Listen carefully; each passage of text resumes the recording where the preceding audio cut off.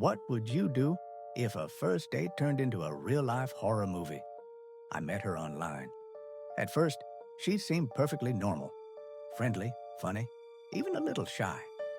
After a few days of chatting, we decided to meet for a drink.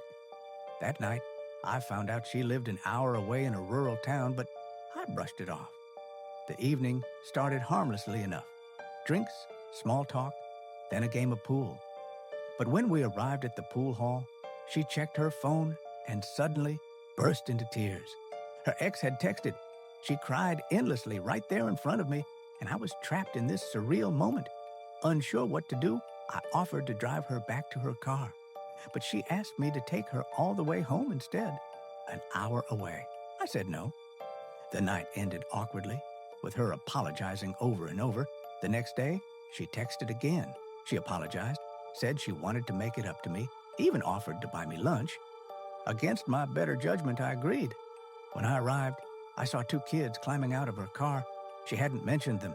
I texted her right then, saying it wasn't appropriate. She snapped, saying her babysitter had canceled. That was the moment I knew I was done. But the story didn't end there. She kept texting. At first, it was polite, asking if I wanted to go out again. When I finally told her I wasn't interested and had plans with a friend for her birthday, her tone changed. Furious, possessive, she accused me of betraying her. Then she showed up that night at the exact nightclub I was at, the only one in town. She had guessed. My night was ruined. I blocked her. Weeks later, during an ice storm that knocked out the power, I was at a friend's house playing cards.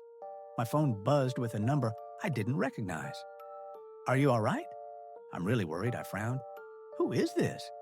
It's me, creepy girl. I dropped my phone.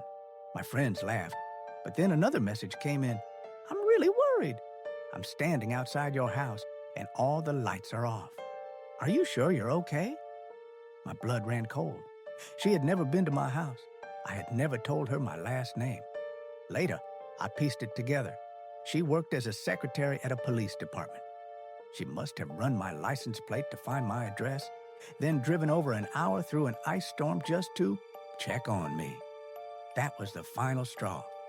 I told her to never contact me again or I'd call the police. I blocked her number for good. I haven't heard from her since. But sometimes, when I think about those nights, I still wonder how close she came to stepping inside.